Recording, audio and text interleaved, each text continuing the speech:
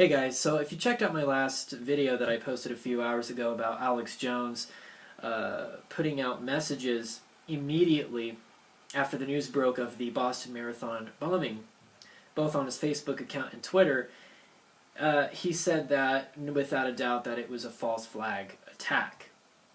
And the reason I criticized Alex and I said that it was a moronic thing to do, and I didn't completely disavow Alex. See, you get the conspiratards who invade the video comment section, come out of the blue. They're not even my own subscribers. They just come out of the blue, kind of like a creepy cultish thing. They follow anything with Alex Jones' name in it, and any video on YouTube they'll find, and they'll just go watch it. And if there's even the slightest criticism of Alex and what he does, then I'm like, I don't know, CIA shill / sheeple / stupid kid / this / that.